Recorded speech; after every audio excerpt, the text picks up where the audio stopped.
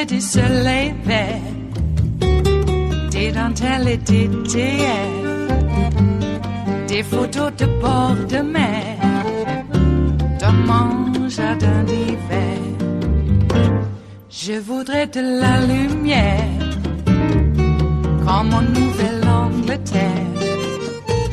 Je veux changer d'atmosphère, dans mon jardin d'hiver. Ma robe à fleurs, sous la pluie de novembre, tes mains qui courent, je n'en peux plus de t'attendre. Les années passent, il est loin, là je tombe. Nul ne peut nous entendre. Je voudrais du Fred Astaire, revoir un latte. And good evening once again. Day 1265 of the Trump administration, 119 days to go until our presidential election. The good news from the president today, he said, we are in a good place. In the real world and in most of the states of this nation, however, the coronavirus is surging. The realities of the Trump campaign and the Trump presidency are beginning to collide, as the U.S. just today has set a new single-day record of 56,311 new coronavirus cases. And within the past few minutes, NBC News has just confirmed the U.S. now has over 3 million confirmed cases. In that respect, we lead the world. More than 131,000 Americans have died, and yet here is how the president describes our current situation. I think it's very important to note that we've done it right. Now we're open, and we want to stay open, and we will stay open. We're not closing. We'll put out the fires as they come out. I call them embers and fires and whatever you want to call them. Right now we're at a number, as you know, far lower than that. And where would you say we are today, Mike? 130,000. About 130. So we're at 130, and we could be at way over 1 million right now, and I think it could have been 2.5 or 3 million people. So, but now we're open. One influential model that's been used by the White House and others projects now more than 200,000 deaths by November 1st. This also says that some 40 to 45,000 lives could be saved if everyone in the nation agreed to start wearing a mask routinely. Today, Dr. Anthony Fauci, who we now have to hear from in interviews or on podcasts and not part of any official White House briefing, suggested state leaders need to take the lead on the issuance of making masks a requirement. I am strongly in favor of mandating things.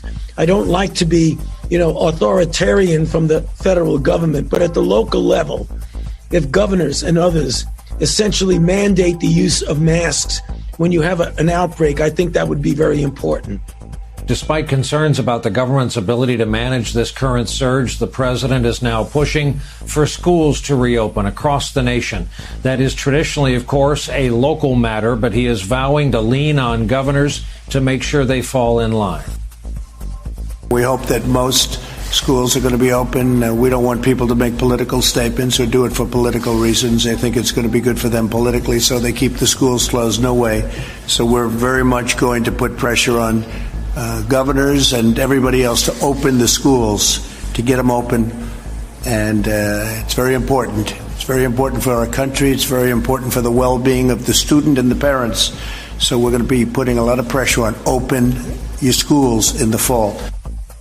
The desire to get back to normal comes amid a daily barrage of signs that we are far from beginning to get a handle on this virus. Texas now reports it has broken its single-day record, and that's saying a lot. Over 10,000 cases in 24 hours. It's just one of several Sunbelt states mostly trying to contain outbreaks.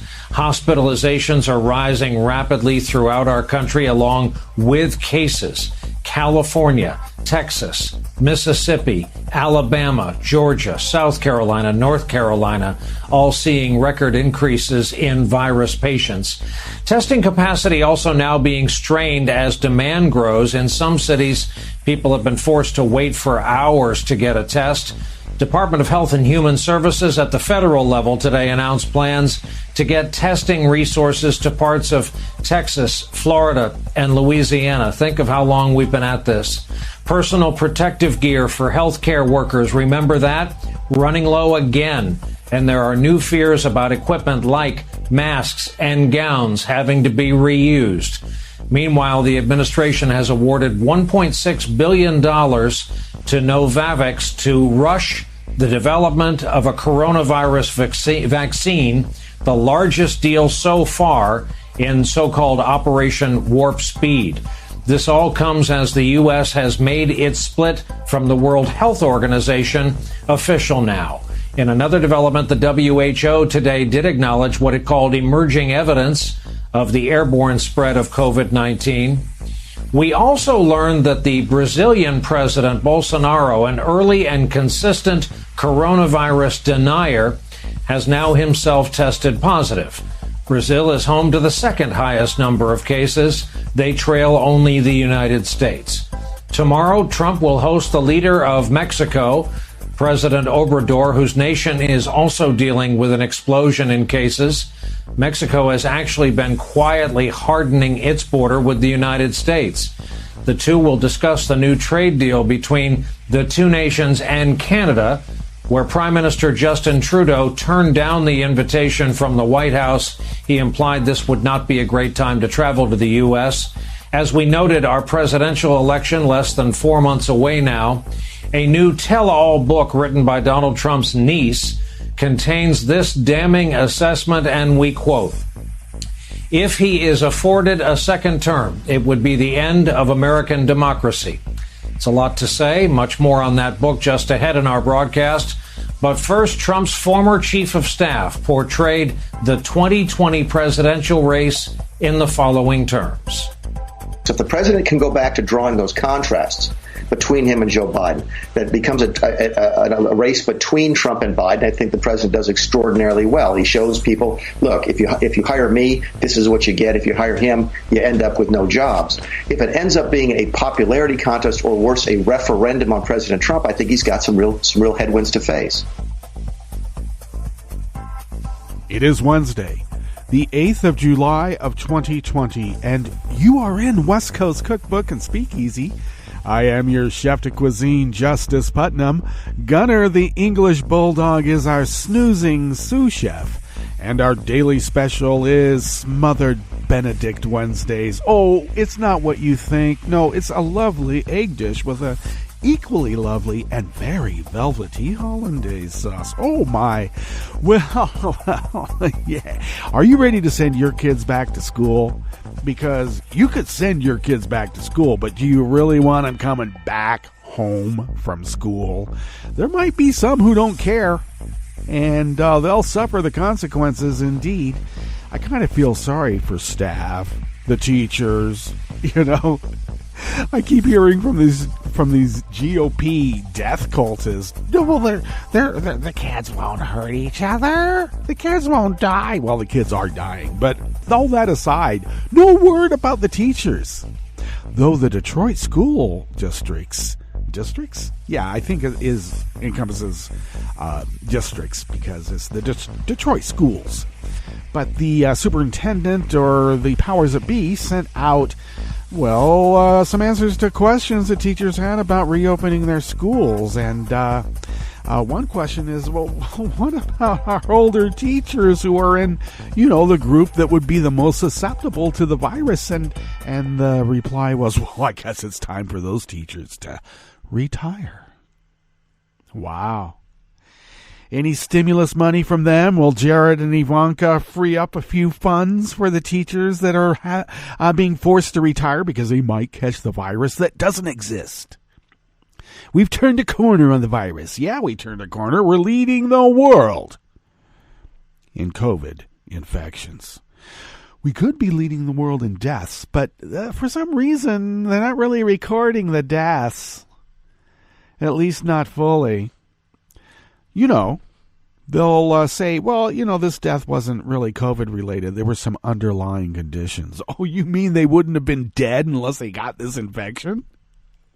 Yeah, they had a bad heart, but for some reason the COVID made their heart stop. But it wasn't the COVID. They already had a pre-existing condition. And we don't cover deaths of COVID from pre-existing conditions. Now, this mindset just really kills me. And I hope I mean that figuratively. I sure do. I'm not ready to go yet. Who is? All right. Well, it looks like since the response to the pandemic has been excuse my French in the morning, but there's no other term for it. It's been piss poor. And I mean that in a very pointed way with, the P president. That guy. So what is he going to do? Well, he's going to do some sort of diversionary tactic like, why don't we go full on racism? People won't think that I'm such a nincompoop. Nincompoop. Yeah, we think that you're something a little bit more dangerous than a nincompoop. All you have to do is listen to your niece, and she knows. Not only is she a family member seeing all of the peccadillos of the Trump family from within, she is a well-respected clinical psychologist. So, and people wonder why people become what they become.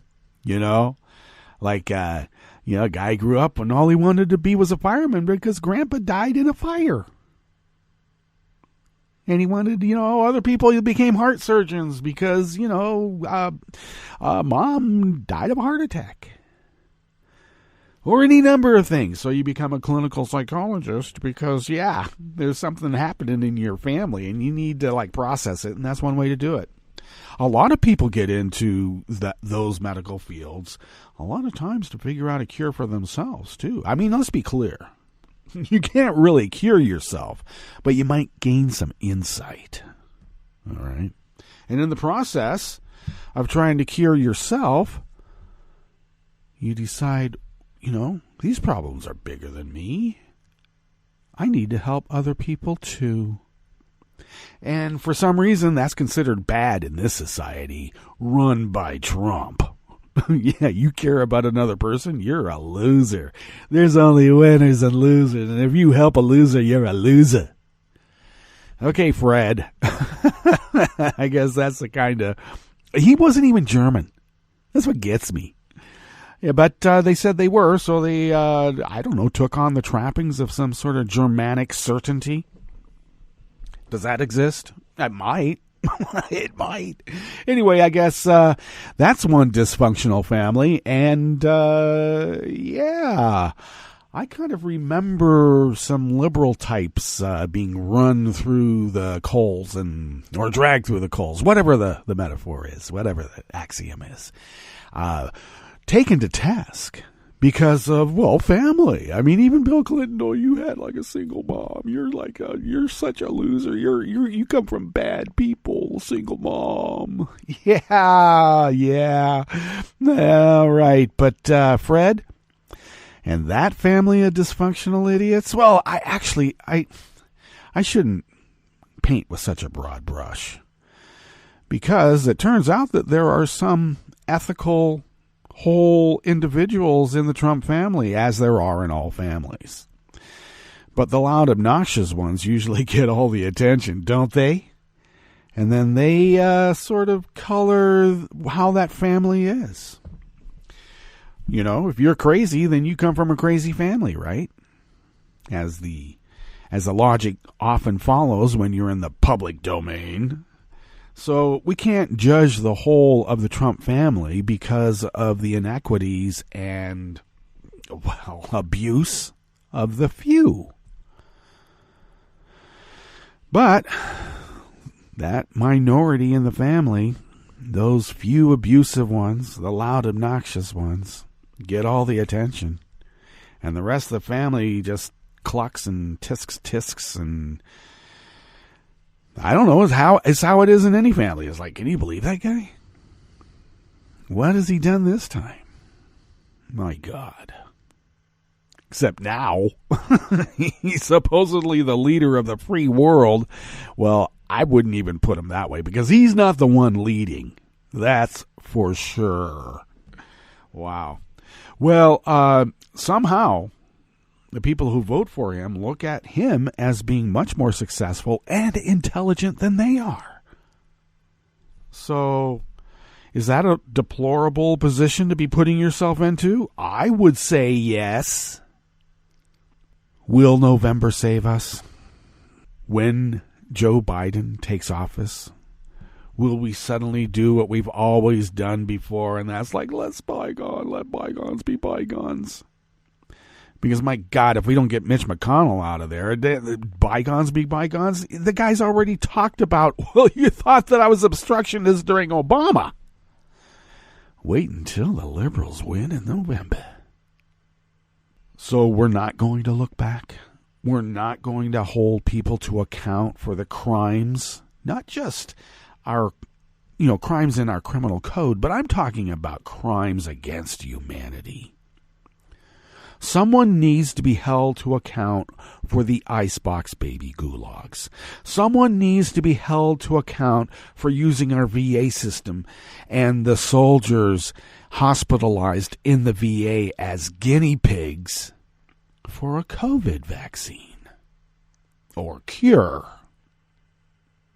Someone needs to be held to account for the raiding of our treasury.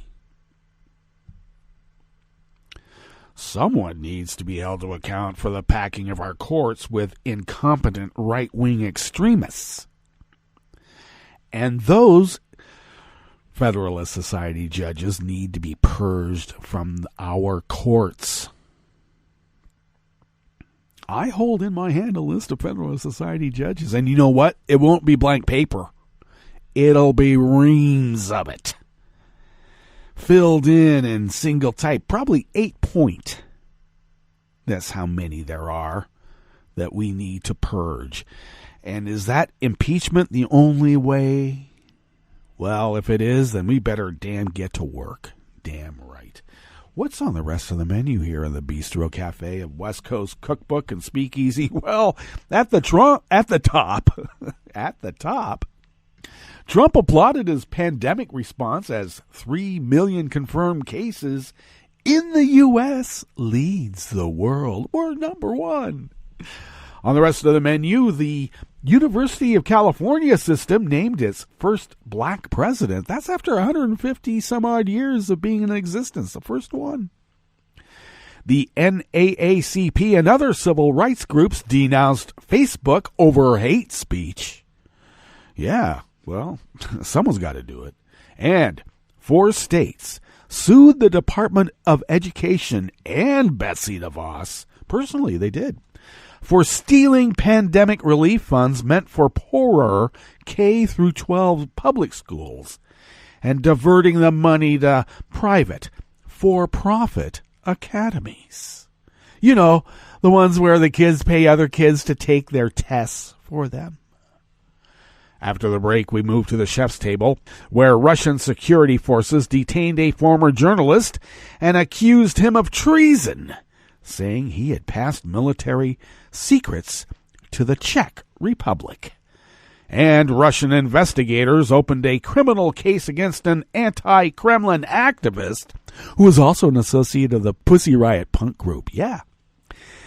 And they're charging him for the crime of failing to declare his dual Canadian citizenship. That's a crime in Russia to be a Canadian also.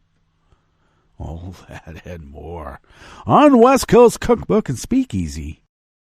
Bon appetit.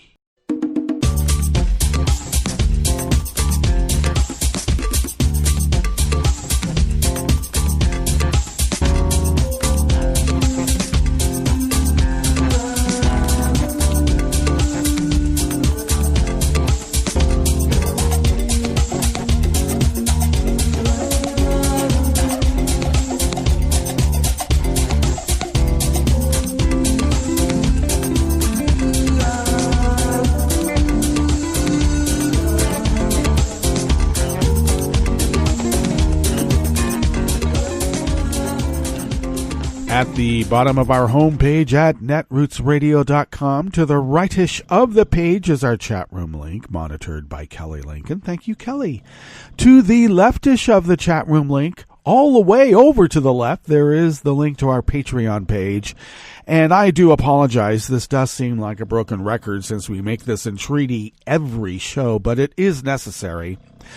We are unable to do any of this without you. Even with Gunner, the English Bulldog, snoozing in the background. He's our sous chef, and he loves to snooze, as you could tell. But anyway, we are unable to do this without you. Though the bulk of how we do it does come out of our own wallets.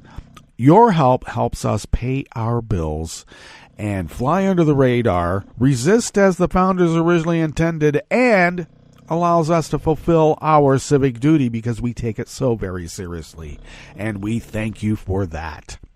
If you would like to follow Netroots Radio on Twitter, you can do so at Netroots Radio. Tom takes care of that platform. Thank you, Tom. I, of course, take care of at Justice Putnam, and go ahead, follow me there because I post the show notes and links diary. Are they diaries anymore in Daily Kos? Have they moved away from the whole blog format? Are they stories now? I think they're calling them stories. I don't know. They're kind of like diaries. I always like that idea. And people read the diaries, all right? They read them. So I do post that on Daily Kos about 10 minutes before showtime and put that up on social media because that's what you do after you post the show notes and links diary, and then you link it up. And Twitter happens to be part of that. Facebook, I got to wait for Kelly, and she's pretty much on that, but she has to post that on our Netroots Radio Facebook site because Zuckerberg, for in his infinite wisdom, has decided that the right-wingers that he's hired to censor liberals are doing a really good job, so keep up the good work, you conservative censors of liberal voices. So don't look for it on Facebook, at least for a little while, but you'll find it on most every social media platform, indeed. You can follow the show on Twitter at Cookbook West and pick up podcasts by way of Spreaker, Stitcher, TuneIn, iHeart, YouTube, iTunes, and wherever podcasts can be found. I am not going to get rid of my English Bulldog and push him out in the hallway. I just love him too much, so I'm sorry if he's a little loud. Oh, my God, is he? All right, this first offering here in the Bistro Cafe of West Coast Cookbook and Speakeasy is by Jocelyn Gecker and Julie Watson, and they work for the Associated Press. Dr. Michael Drake was chosen to be president of the University of California, the first black leader in the system's 150-year history. Drake, a seasoned university administrator, that means he's old, replaces Janet Napolitano, why can't I say her name all of a sudden, in overseeing a sprawling 280,000 student system dealing with issues of accessibility for blacks and other minorities, along with slashed budgets and upended campus life because of the coronavirus pandemic. Drake is a UC-trained physician who served as chancellor of the University of California, Irvine, and also led the Ohio State University. That's the Ohio State University before retiring from that job last month. The UC Board of Regents unanimously approved Drake's appointment. I'm excited and ready to go, Drake told the board, noting the challenging times amid the pandemic, the threat of climate change, and the, quote, yawning wounds of social injustice that we see in so many ways that really tears at the fabric of our lives, end quote. He noted that the UC system is best equipped worldwide to fully engage in finding solutions.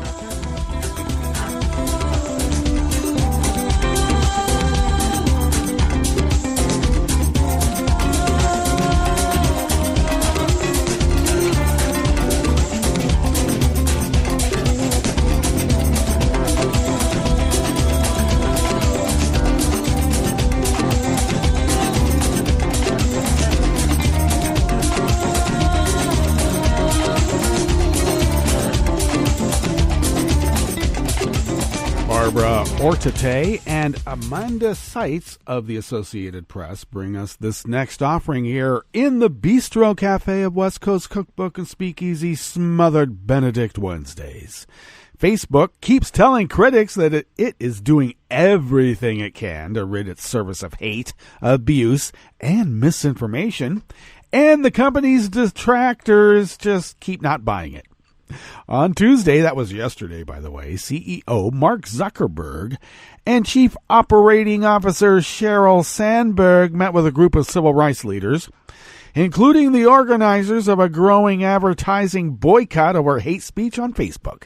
One of those leaders, National Association for the Advancement of Color People President Derek Johnson, said Facebook's executives offered little but cheap talk that skirted major commitments to new rules or actions that would curb racism and misinformation on its platform. You know, I wish they would stop suspending people who correct anti-vaxxers, who correct QAnon idiots, who correct voting disinformation, who correct Russia disinformation campaigns. Why do those people keep getting suspended on Facebook? Why? Johnson said, "We've watched the conversation blossom into nothingness. They lack the cultural sensitivity to understand that their platform is actually being used to cause harm, or they understand the harm their platform is causing, and they've chosen to take the profit." Well, I would interject and say, what would you expect from a guy who never took a humanities class, dropped out of Harvard to militarize a Rita Babe pictorial site and make more money than God? Of course he's after the profit. The NAACP was one of several groups that sent Facebook a list of 10 demands for policy change. Those included hiring a civil rights executive, banning private groups that promote white supremacy, vaccine misinformation, or violent conspiracy theories, and ending an exemption that allows politicians to post voting misinformation. Such calls have the support of big-name companies like Coca-Cola and Unilever, who have yanked their Facebook ads in recent days. But nothing concrete will change for Facebook's 2.6 billion users. In a statement following the meeting, Facebook largely reiterated its existing policies against voter and census interference, also noting the white supremacist groups it has banned and other recent changes. The meeting was an opportunity for us to hear from campaign organizers and reaffirm our commitment to combating hate on our platform, the statement read. We know we will be judged by our actions, not by our words. And we are grateful to these groups and many others for their continued engagement. Facebook did agree to install a civil rights vice president, but didn't say how long that would take. Jessica J. Gonzalez, the co-CEO of Free Press, a group behind the boycott, told the AP. Trump frequently skirts Facebook's posting rules, yet faces no consequences, dismaying both civil rights leaders and some of Facebook's own employees. Trump made several misleading claims about mail-in voting in May and June posts, including one that pushed a far-fetched theory that foreign countries plan to print millions of bogus ballots. You know, I got suspended for that. Printing bogus ballots? No, correcting it. Trump also used the platform to threaten violence against racial injustice protesters in Minneapolis when he wrote, "When the looting starts, the shooting starts." The posts have gone unchecked on Facebook. Twitter, meanwhile, has fact-checked, removed, or obscured some of Trump's controversial tweets. And I should put an emphasis on some.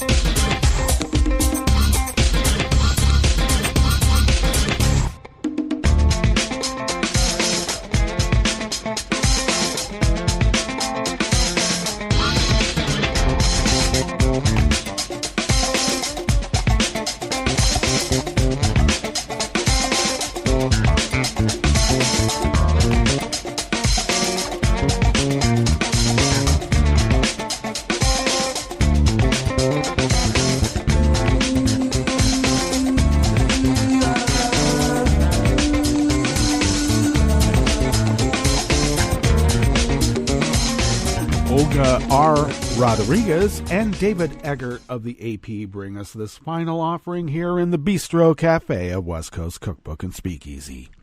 The Department of Education is attempting to take pandemic relief funds away from K-12 public schools and divert the money to private schools. California and 4 other Democratic-led states argued in a lawsuit filed yesterday, Tuesday, against the Trump administration. California Attorney General Xavier Becerra and Michigan Attorney General Dana Nessel, or is it Nessel, announced the lawsuit, which was joined by Maine, New Mexico, Wisconsin, and the District of Columbia. The suit also names Education Secretary Betsy DeVos as a defendant. Becerra said the department unlawfully interpreted the Coronavirus Aid, Relief, and Economic Security Act, which established guidelines to establish $13.2 billion, that's billion with a B, in aid to schools nationwide using Title I funds earmarked for students from low-income families. The department's interpretation will instead allow school districts to get funds based on their total student population, leading tens of millions of dollars to be diverted from public schools in the poorest districts to private institutions with tuition similar to that charged by private colleges and universities, the lawsuit said. Today's announcement, which was yesterday, Tuesday, is about stopping the Trump administration's latest effort to steal from working families to give it to the very privileged, Becerra said.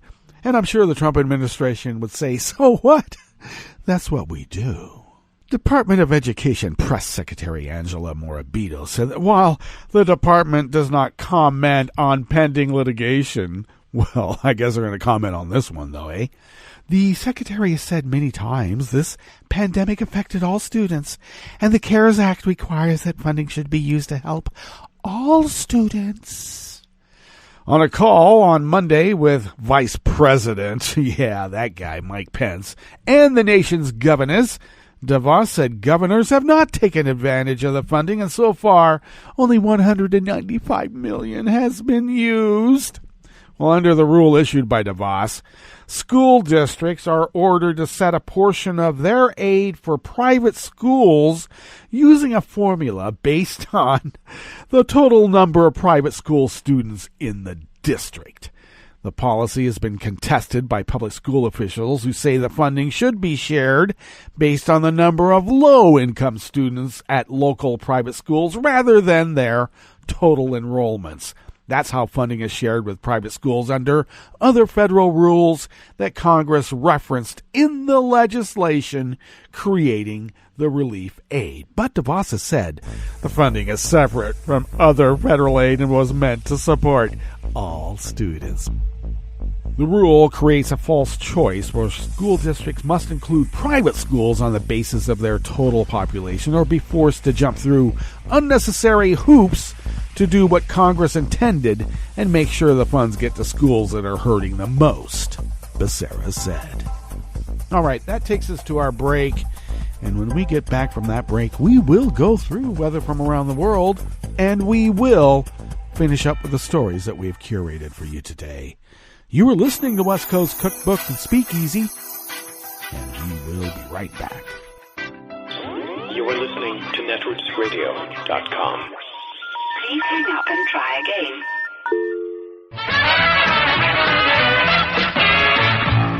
From a point at sea to the circles of your mind, a new force is at work for planetary transformation. New radio for a new Earth.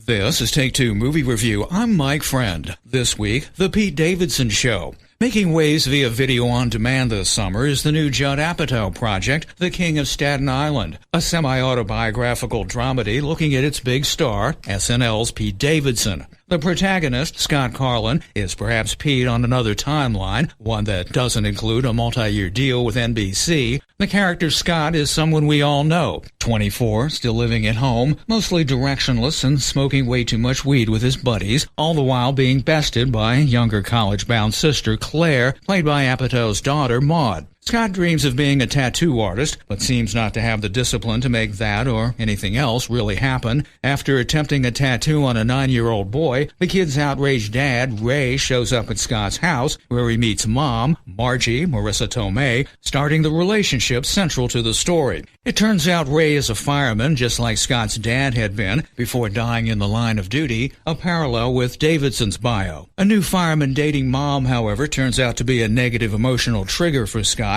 as it becomes clear he hasn't begun to deal with the loss of his dad. Conflict with Mom over Ray and other bad decisions eventually leaves Scott homeless until finding refuge in camaraderie at, where else but the firehouse, where a hint, nothing too sappy, of a turnaround is observed. Sometimes wisecracking, sometimes hurting, sometimes lashing out, Davidson's ability and charisma carry the day here, with a strong supporting cast, including cameos from Steve Buscemi and Machine Gun Kelly, and some wonderful shots of New York's forgotten borough, where Davidson still lives. The King of Staten Island is ultimately an enjoyable and human story, star vehicle or not. This has been Take Two Movie Review. I'm Mike Friend. Catch up with us at Take2MovieReview.com and feed us back on our channel on YouTube.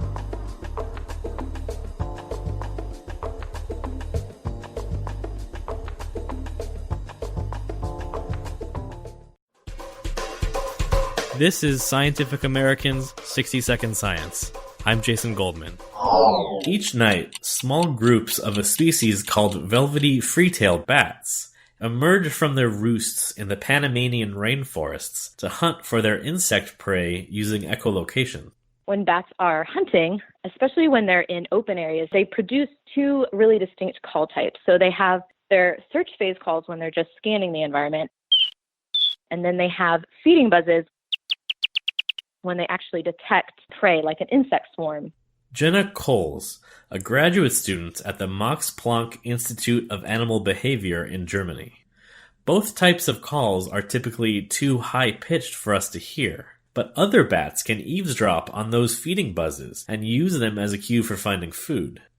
And it's always been assumed that the other calls, search phase calls, don't include that kind of social information. But Coles and her team wondered if search phase calls might also be social and help bats stick together in the dark. This is why we then tested first whether these echolocation calls that they produce when they're scanning the environment kind of contain information about a bat's identity, like in the form of an individual signature. And then, more importantly, we wanted to test whether bats can actually use this information to discriminate between different individuals just using these search phase echolocation calls. The researchers captured wild bats and exposed them to a particular call over and over again until they became bored and stopped reacting. Then the researchers played the same type of call, but recorded from a different bat. If the bats reacted, it means that they noticed that the identity of the caller had changed. And that's exactly what happened, which suggests that some kind of individual signature is encoded within search phase calls. The results are in the journal Behavioral Ecology. Many other types of animals that hunt in groups use vocalizations to keep connected, but bats already invest most of their vocal resources in echolocation for hunting. So it appears that these bats have figured out how to accomplish both tasks, hunting and coordination, using a single type of vocalization. Bats can use this in a social strategy to forage within hearing distance of particular individuals to potentially find food faster or to find food more predictably. Coles says that this finding offers a new way to think about the evolution of social communication in bats, and that we may be underestimating the role of relationships in bat success at hunting.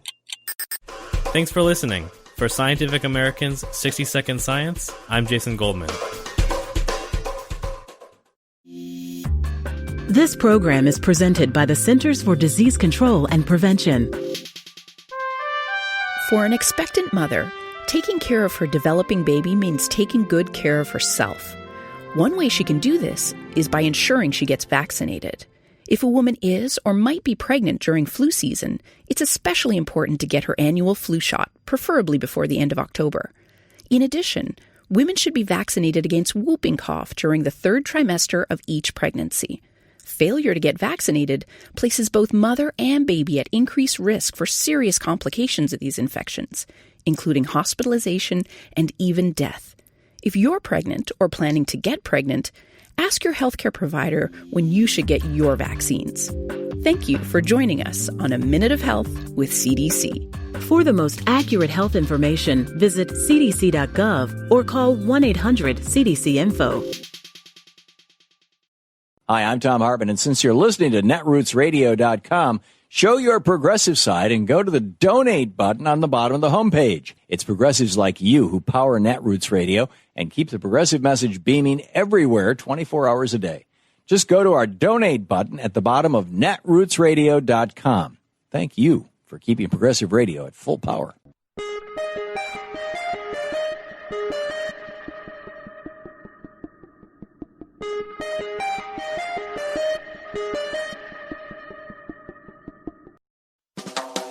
Welcome to 60-Second Civics from the Center for Civic Education. I'm Mark Gage. When laws or governmental actions conflict with a citizen's views of what is right and wrong, the citizen faces a difficult decision. In our system of government, you have a right to try to have laws changed. There are many ways that you and others can work to change laws that you think are unjust. Until you get them changed, however, you are held responsible for obeying the laws. But suppose a law requires you to do something you believe is wrong. Must you obey the law? Some people argue that since no government is perfect, a citizen's responsibility to obey the law has limits. In their view, if a law is unjust, the citizen has no responsibility to obey it. However, deciding to disobey the law has consequences that the citizen must be prepared to accept. Such consequences might include paying fines and even going to jail. Throughout history, many citizens have accepted the consequences of disobeying the law. For example, during the civil rights movement of the 1950s and 1960s, Martin Luther King Jr., Fred Shuttlesworth, Rosa Parks, and many others chose to go to jail to protest racial segregation laws. Their sacrifices spurred legislation that eventually dismantled segregation. That's all for today's podcast, 60-Second Civics, where civic education only takes a minute.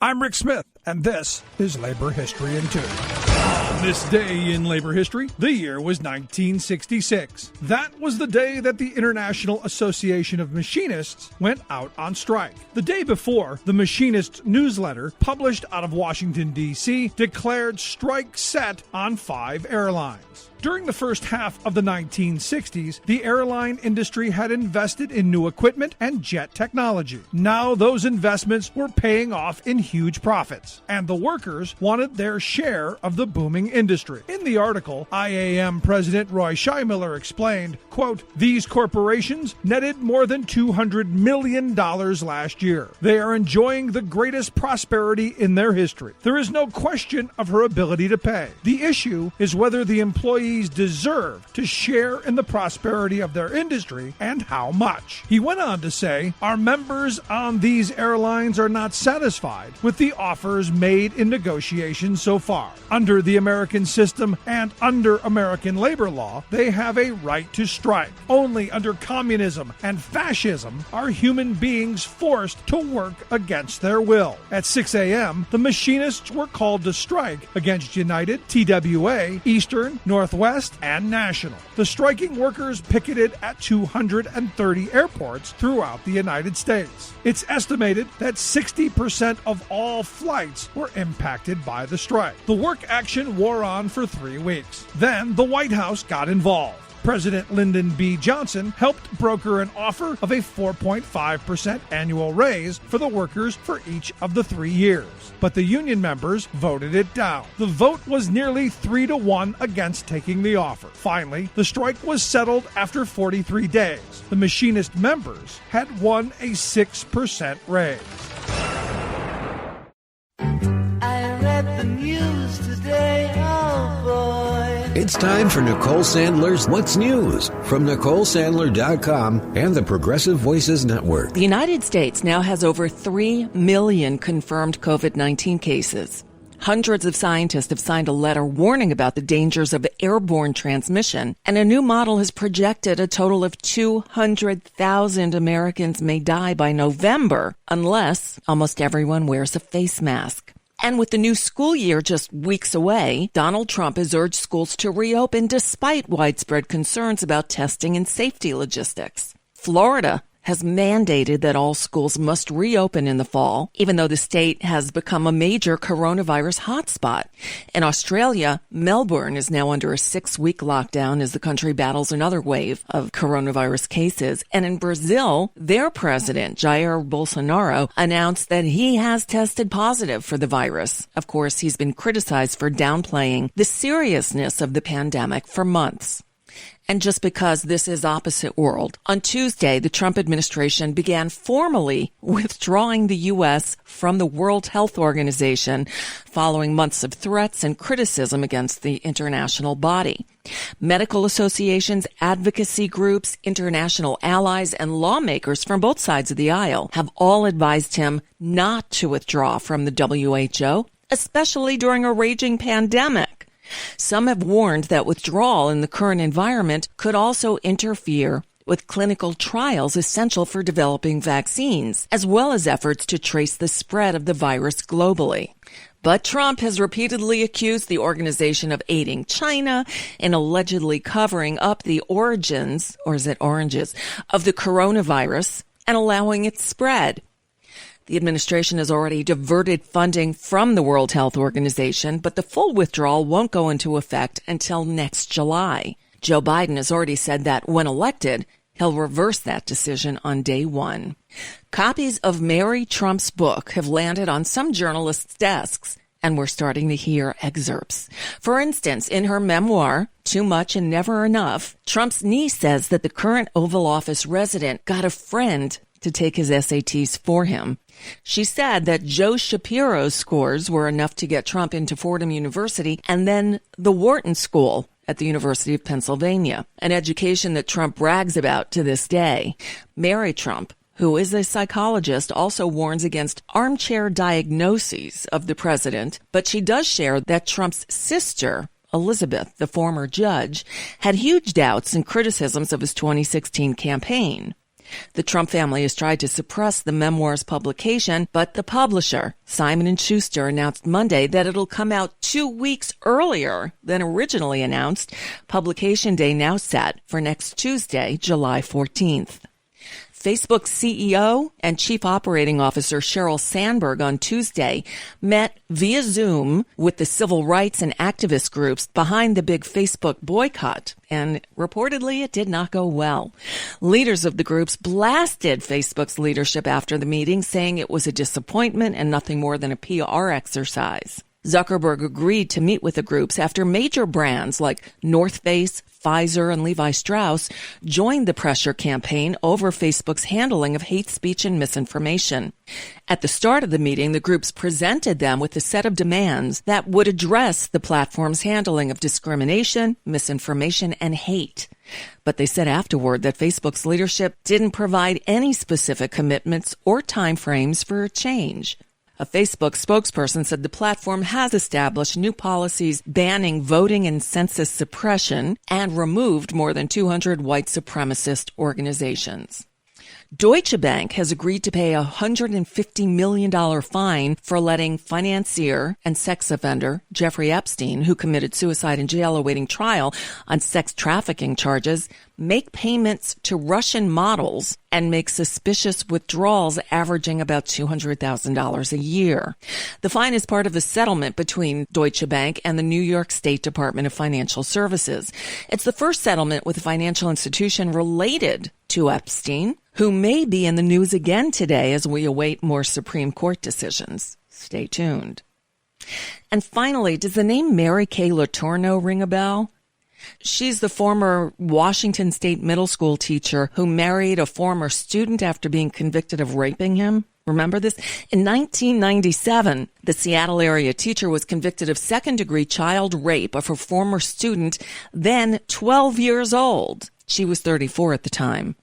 Letourneau was paroled in 1998 and prohibited from having any contact with her then victim, Vili Falau, but she disregarded those instructions and even became pregnant with his children twice before he had even turned 15. After her release, she was found with him in a car and was returned to prison to serve the remainder of her 7-year sentence. They got married in 2005 and divorced last year. Well, Mary Kay Letourneau died of cancer on Tuesday. She was 58. And that's just a bit of what's news for now. I'm Nicole Sandler. If you appreciate these reports and the Nicole Sandler Show, I hope you'll consider making a contribution. My work is 100% listener supported, and I can't do it without your help. Find out more at NicoleSandler.com, and please click on that donate button.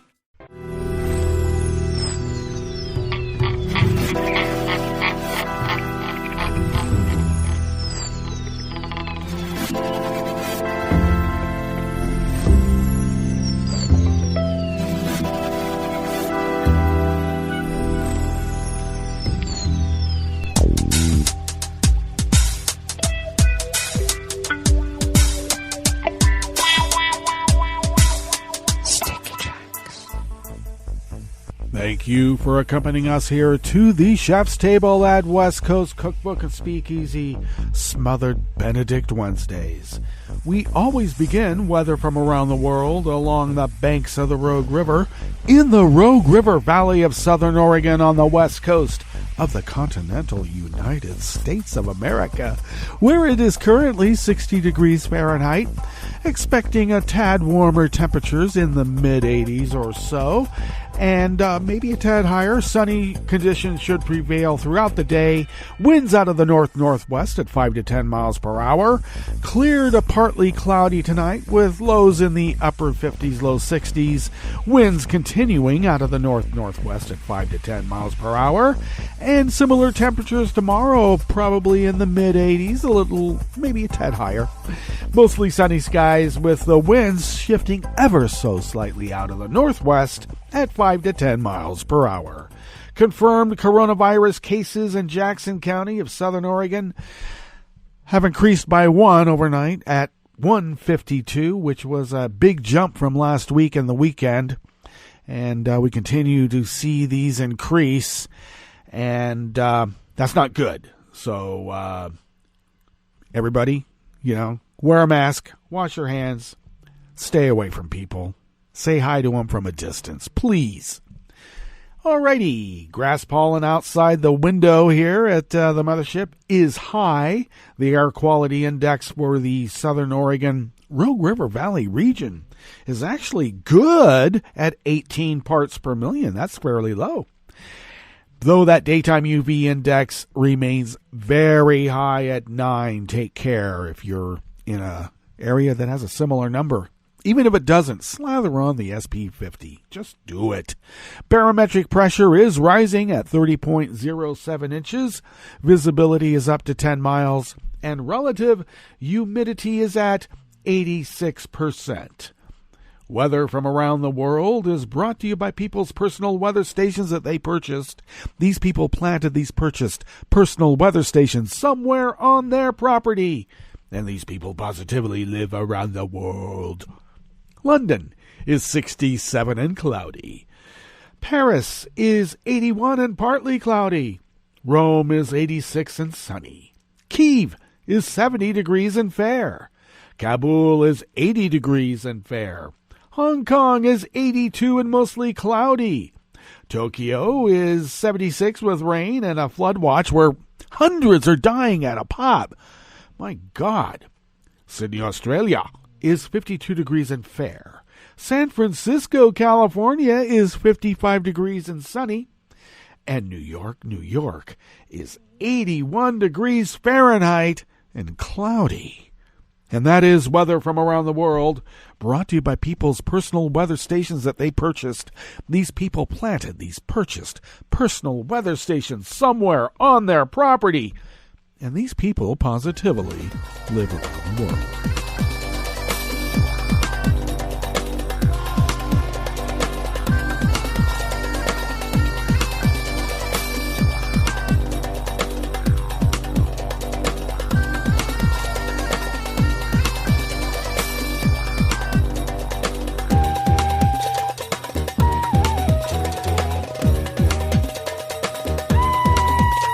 Andrew Osborne and Tom Balforth of Reuters bring us this first amuse-bouche here at the chef's table at West Coast Cookbook and Speakeasy.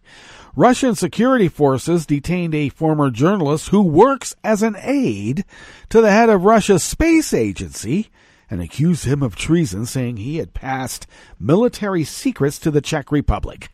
Footage released by the FSB security service showed Ivan Savronov being detained outside his Moscow flat by armed agents who searched him before putting him into a van. He could later be heard saying, "I'm not guilty," as masked agents led him past reporters to a court hearing that was closed to the public. The court ruled he be held in pre-trial detention for 2 months until September 6. His lawyers said they would appeal. Savronov, who committed his alleged crime when working as a journalist covering military affairs for the Kommersant newspaper, faces up to 2 decades in jail if found guilty, and his trial is expected to be closed. It is the first time in nearly 2 decades that a journalist has been accused of treason in Russia, said Ivan Pavlov, one of Savronov's lawyers.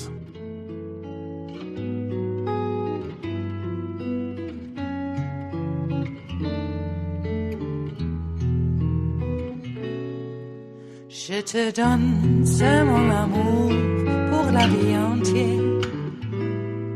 La promesse de me trouver à tes genoux. Aussitôt que tu m'appelles, rester toujours fidèle.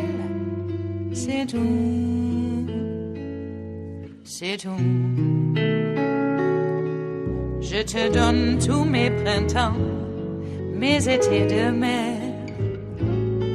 Mes automnes, quand les feuilles tombent partout. Si ce n'est pas une bonne affaire, je te donne tous mes hivers. Anonymous worker bees at Reuters bring us this final amuse-bouche here at the chef's table at West Coast Cookbook and Speakeasy Smothered Benedict Wednesdays. Russian investigators opened a criminal case against Pyotr Verzolov, an anti-Kremlin activist and associate of the Pussy Riot punk group, for having allegedly failed to declare his dual Canadian citizenship. Verzolov, age 32, publisher of the private media Zona news outlet, had just been released following a 15-day stint in jail after he was found guilty of petty hooliganism for swearing in public.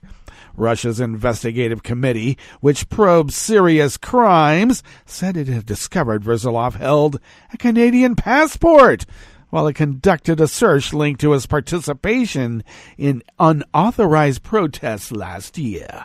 The committee said Verzolov had not notified the Russian authorities that he holds dual citizenship, an offense that could lead to a fine or compulsory labor.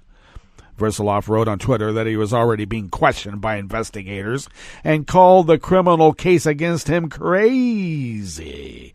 Global Affairs Canada, the Canadian Foreign Ministry, told Reuters it was aware of the situation and that consular officials were in contact with the local authorities in Russia. Verzolov was one of 4 Pussy Riot activists who ran onto the pitch wearing police uniforms during the final of the 2018 World Cup at Moscow's Luzhniki Stadium, a stunt that said was aimed to draw attention to human rights abuses in Russia, and for that, he will be punished severely. Well, that brings us to the end of our broadcast period for the day, but you do know Netroots Radio will broadcast on, and we'll meet up tomorrow for Metro Shrimp and Grits Thursdays. So do stay tuned to Netroots Radio all day and all night for all the breaking news as it breaks, and we'll meet up here tomorrow, right here in West Coast Cookbook and Speakeasy. Bon appetit.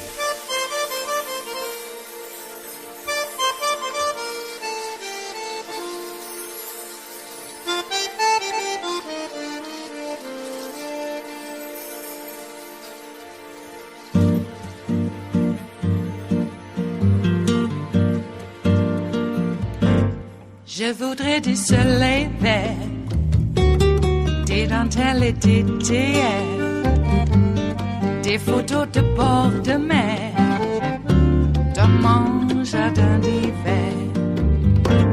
Je voudrais de la lumière, comme en Nouvelle-Angleterre. Je veux changer d'atmosphère, dans mon jardin d'hiver. Ma robe à fleurs, sous la pluie de novembre, tes mains qui courent, je n'en peux plus de t'attendre. Les années passent, il est loin, là je tombe. Nul ne peut nous entendre. Je voudrais du Fred Astaire, revoir un latte Goël. Je voudrais toujours te plaire dans mon jardin d'hiver. Je veux déjeuner par terre, comme au long de golfe clair, t'embrasser les yeux ouverts dans mon jardin d'hiver. Ma robe à fleurs, sous la pluie de novembre, tes mains qui courent, je n'en peux plus de t'attendre. Les années passent, il est loin, là je tombe. Nul ne peut nous entendre. Ba-da-da-dum-di-da-dum, ba-da-da-dum-di-da-dum, ba-da-da-dum-di-da-dum, dans mon jardin d'hiver.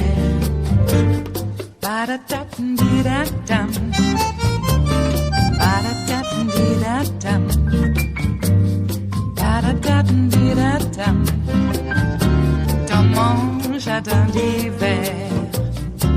Dans mon jardin d'hiver, dans mon jardin d'hiver.